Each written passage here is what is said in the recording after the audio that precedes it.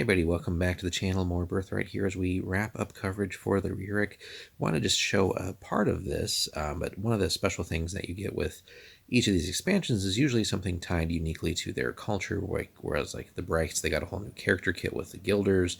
The Voss had some like Berserker type kits and everything, and just some of the unique ways that they look at spellcasters. The Rjurik, in their own special way, have what are called dooms, which kind of ties into that like Nordic Viking type culture that they have here. So some pretty cool stuff, and this is a neat way for PCs, but also NPCs that the DM wants to incorporate.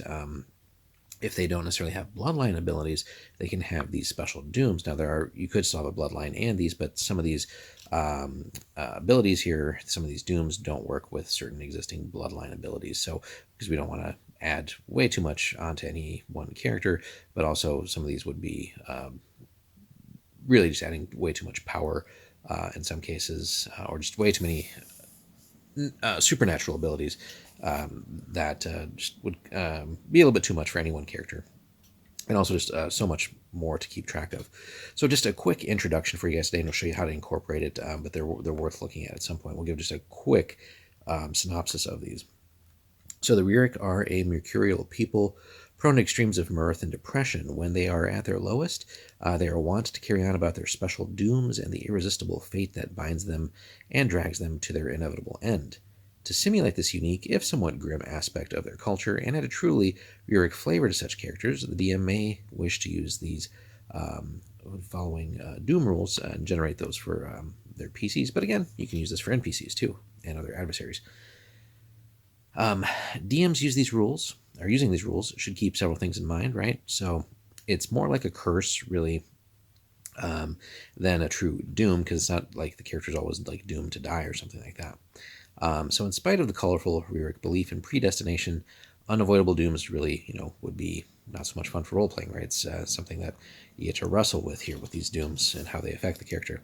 So they can vary from simple quirks or minor character features to relatively powerful effects, and that's again where we want to balance that out with bloodline abilities and everything else going on. The more potent dooms generally provide both advantages and disadvantages, and the DM should be very careful on how to use that for sure.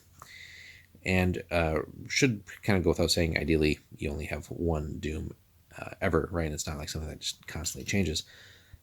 So to select a doom, you just roll 2d10 on the table below. We'll take a quick look at that. And then the descriptions are as follows. Now, we don't want to make this a ridiculously long video. And really, again, we're just going to do a quick intro here. But if you have the expansion, or if you don't, and are thinking about getting the Rjurik expansion, this is yet another cool thing that adds a lot of substance to playing in this part of Birthright. So, now alternately, the DM may wish to determine the character's doom secretly and keep the player guessing at its effects, and something to find out. Maybe they, go visit a druid or a shaman or something like that and come to learn about their abilities. As it says, and we'll come back here in a second, some of these are similar to certain blood abilities.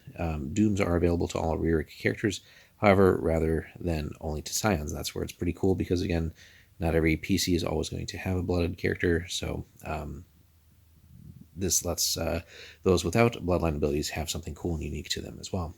Now, should a blooded PC with a blood ability roll a doom with similar powers, you should let the player re-roll, right? Because blood ability should always take precedence, because those are like directly tied to divine abilities, whereas this is something a little bit different. And what's the point of having two of the same ability, right?